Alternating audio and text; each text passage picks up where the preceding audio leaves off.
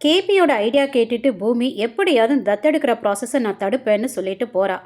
இங்க இந்து வம்சி அந்த ஃபேமிலி கோயிலுக்கு வந்திருக்காங்க. வம்சியோட பேரண்ட்ஸ் இந்து கிட்ட எப்படியாவது அந்த திருடன் திரும்ப வந்து பைசா கொடுத்துடணும், அதுக்காக நீ 101 முறை அங்க பிரதர்ஷனம் பண்ணு அப்படின்னு சொல்ல அவளும் ஸ்டார்ட் பண்றா. அவ ஸ்டார்ட் பண்ண 5வது நிமிஷமே திருடிட்டு போன அவனும் அவன் ஒய்ஃபும் கோயிலுக்குள்ள வர்றத வம்சியோட அப்பா பார்த்துட்டு கைய களவுமா பிடிக்கிறாரு.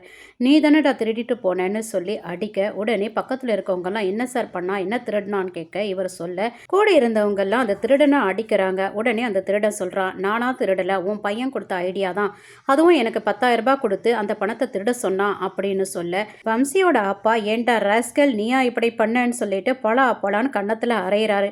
பக்கத்தில் இருக்கவங்க எல்லாம் சொல்கிறாங்க, வெளியில தான் திருட இருப்பான்னு பார்த்தா வீட்டுக்குள்ளே வச்சிருக்காருன்னு காரி துப்பிட்டு போக, இங்கே பாருடி, இனிமே நீ வரதட்சணையோட வீட்டுக்கு வர மாதிரி இருந்தா வா, இல்லைன்னா வராதன்னு சொல்லிட்டு அங்கிருந்து வம்சியை மட்டும் வலுக்கட்டாயமாக இழுத்துட்டு போயிடுறாங்க. இங்கே சரச்சந்திரா தத்தெடுக்கிறதுனால வந்து சோபா சந்திரா கிட்ட வந்து புலம்பிட்டு இருக்காரு. ஆஸ் யூஷுவலா இன்னைக்கு நான் தத்தெடுக்க போறேன், நல்லபடியாக நடக்கணும் அப்படின்னு சொல்லிட்டு இருக்காரு. அந்த நேரம் பூமி ரெடி ஆயிட்டு வரா. அப்பான்னு வரா. உங்ககிட்ட ஒன்று பேசணும்ப்பான்னு சொல்றா. நானும் உங்ககிட்ட பேசணும்னு நினைக்கிறேம்மா அப்படின்னா நீங்களே சொல்லுங்கன்னு சொல்ல, நான் இதை சொல்றதுனால நீ உன் சித்தி அபூர்வாவை தப்பா நினைக்க கூடாதுமா, அதாவது நிறைய பேர் எனக்கு இல்லீகலா தான் நீ பிறந்த அப்படின்னு பேசிக்கிட்டு இருக்கிறதா சொன்னா, அதனால உன்னை எங்கேயாவது ஒரு ஹாஸ்டல்ல வச்சு நல்லா பார்த்துக்கலான்னு சொன்னாமா.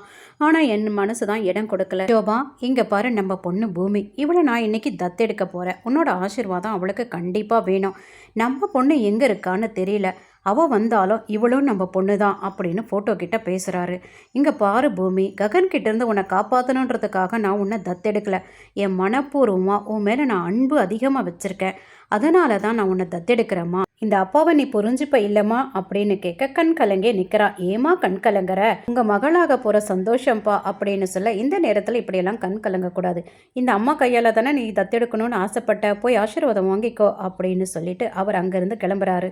அப்பாவோட பாசத்தினால என்னால் எதுவும் பேச முடியலம்மா, உனக்கு தெரியும் இல்லையா, இந்த ஃபங்க்ஷன் நடந்துச்சுன்னா ககன் மாமாவை சந்திக்கிற வாய்ப்பு கூட எனக்கு போயிடும், தயவு செய்து ஏதாவது ஒன்று பண்ணி இந்த ஃபங்க்ஷனை நிறுத்து அப்படின்னு கண்ணீரோட கேட்டுக்கிறா சோபா சந்திரா ஃபோட்டோ முன்னாடி. அதுக்கப்புறம் சோபா சந்திரா ஃபோட்டோ எடுத்துட்டு ஸ்டெப்ஸில் வந்துட்டு இருக்கும்போது சித்தி பார்த்துட்டு, ஐயோ ஃபங்க்ஷன் ஸ்டார்ட் ஆகிடும் போல இருக்கு, இது எப்படியாவது அபூர்வா கிட்ட சொல்லணும்னு சொல்லிட்டு அபூர்வாவை தேடி போகிறாங்க. அபூர்வா ஒரு இருட்டு அறையில் உட்காந்துருக்காங்க. அந்த நேரம் நல்லா காத்தடிக்குது.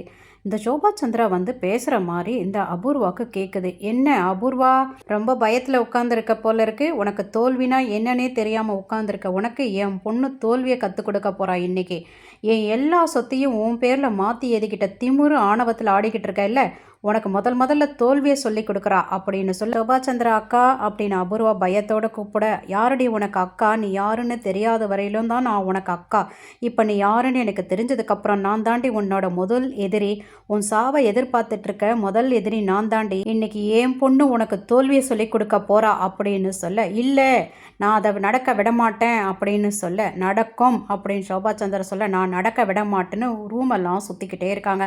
அந்த நேரம் சித்தி வந்து, அபூர்வா என்ன பண்ணுற அப்படின்னு சுயநினைவுக்கு கொண்டு வர, என்ன ஆச்சுன்னே தெரியல சித்தி, நான் பைத்தியம் ஆகிடுவோம் போல இருக்கு சித்தி அப்படின்னு சொல்கிறாங்க. பார்க்குற எங்களுக்கு கூட தான் பைத்தியம் பிடிக்குது, என்ன சொல்கிறீங்க மக்களே, நான் ஏதாவது பண்ண போய் என் மாமாவுக்கு என் மேலே டவுட் வரும், அதனால் அந்த டவுட் வராமல் எப்படியாவது இந்த நிகழ்ச்சியை தடுத்து நிறுத்தணும்னு அபூர்வா பிளான் பண்ணிக்கிட்டே இருக்காங்க.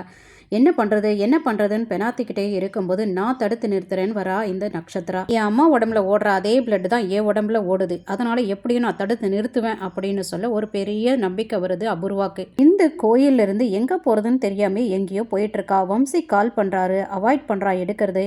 அதுக்கப்புறம் வம்சி வீட்டுக்கு போயிருப்பாளோன்னு சொல்லிட்டு மீராக்கு ஃபோன் பண்ணி கேட்க, மீரா வரலையே இங்கே அப்படின்னு சொல்ல, உடனே மீராக்கு டவுட் வந்து கேபி கிட்ட சொல்ல, கேபி எல்லாம் உன்னால தான் மீரா, நீ தான் வந்து அபூர்வா அன்னைக்கிட்ட கேட்டு வரதட்சணை வாங்கி கொடுக்குறேன்னு வாக்குறுதியை கொடுத்த, அதில் அவங்க சீரியஸாக இருக்கிறதுனால தான் இந்த மாதிரி ப்ராப்ளம் எல்லாம் வருது அப்படின்னு சொல்ல, உடனே அதை கேட்ட செர்ரி அக்காவோட ஃபோட்டோ எடுத்துக்கிட்டு தேட ஆரம்பிக்கிறாரு. பார்க்குறவங்க கிட்ட எல்லாம் பார்த்தீங்களான்னு கேட்டுக்கிட்டே இருக்க, ஆப்போசிட்டில் காரில் வந்துக்கிட்டு இருக்க ககன் இதை பார்த்து என்னடான்னு விஷயம் கேட்க எல்லா விஷயத்தையும் சொல்கிறாரு. சரி நீ ஒரு பக்கம் தேடு, நான் ஒரு பக்கம் தேடுறேன், 2 பேரும் போய் தேடிட்டு இருக்காங்க. இங்கே ஃபங்க்ஷனுக்கு எல்லா ஏற்பாடுகளும் பண்ணிட்டு இருக்காங்க. ஐயரு வந்துட்டாரு. ஐயரு வந்த விஷயத்த ரொம்ப ஃபாஸ்ட்டாக இந்த சித்தி போய் அபூர்வா கிட்ட சொல்ல, அபூர்வாவோ டென்ஷனோட உட்காந்துருக்க, நக்ஷத்ரா பாய்சனோட வரா.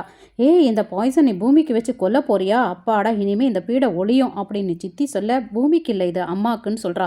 என்னடி உன் அம்மாவுக்கே விஷம் வச்சு கொல்ற அளவுக்கு வந்துட்டியா? அதுக்கப்புறம் உங்க அம்மா செத்துட்டாங்கன்னா இந்த பூமியை சமாளிக்கிறது ரொம்ப கஷ்டம்டி அப்படின்னு சித்தி சொல்ல, அம்மா ஏன் சாக போறாங்க? இது ஒரிஜினல் கிடையாது, டூப்ளிகேட் தான். இதை குடிச்சா வெறும் நுர மட்டும்தான் தள்ளும். பூமி காஃபில அம்மாவுக்கு இது கொடுக்கணும். அம்மா இது குடிச்சிட்டு நுர தள்ளுச்சு அப்படின்னா அவ தான் அம்மாவை கொலை பண்றதுக்கு திட்டம் போட்டிருக்கா. தத்தெடுக்கிறத தடுப்பாங்கன்றதுக்காக இந்த மாதிரி பண்ணியிருக்கான்னு சொல்லிட்டு ஃபங்க்ஷனையும் நிறுத்தின மாதிரி ஆயிடுச்சு. போலீஸ்கிட்டையும் பிடிச்சி கொடுத்துடலான்னு சொன்ன உடனே சபாஷ், எக்ஸலண்ட் பேபின்னு சொல்லிட்டு பாராட்டுறாங்க அபூர்வா. ஆமா, பூமி இந்த நேரத்தில் உன் அம்மாவுக்கு எப்படி காஃபி எடுத்துட்டு வந்து கொடுப்பா அப்படின்னு சித்தி கேட்க, அதை நான் பார்த்துக்கிறேன்றாங்க அபூர்வா. அபூர்வா ரொம்ப தலைவலியோட ஆக்ட் பண்ணிட்டு ஹாலுக்கு வராங்க. ஹாலில் பூஜைக்கு உண்டான ஏற்பாடுகள்லாம் பண்ணிக்கிட்டு இருக்காங்க. ஐயோ, எங்கே போயிட்டா அந்த வேலைக்காரி மீரா, எங்கே போயிட்டா, சித்தி எங்கே போயிட்டான்னு புலம்பிக்கிட்டே வராங்க. இதை பார்த்த சரத்சந்திரா என்ன ஆச்சே அப்படின்னு கேட்க, ரொம்ப தலைவலிக்குது காலையிலேருந்து, ஒரு காஃபி கேட்கலான்னா யாரும் இல்லை அப்படின்னு சொல்ல, அதுக்கு சரத்சந்திரவோ, ஏன் அவங்களெல்லாம் நீ தேடிட்டு இருக்க? அதான் நம்ம பூமி இருக்காளே. அம்மா பூமி, ஃபங்க்ஷன் நடக்கிறதுக்கு இன்னும் ஒரு 5 நிமிஷம் இருக்குமா, அதுக்குள்ளே காஃபி போட்டு எடுத்துட்டு வாமான்னு சொல்ல பூமியும் போறா. பூமியை பாலை அடுப்பில் வச்சுட்டு சுகரை தேடிட்டு இருக்கா. அந்த நேரம் சித்தி போய் சைடில் இந்த விஷத்தை கலந்துட்டு வந்துடுறாங்க காஃபியில். இவ சுகரை எடுத்துட்டு வந்து சுகரை கலந்து காஃபி போட்டுட்டு இருக்கா. இதோட இந்த எபிசோடு முடிச்சிருக்காங்க.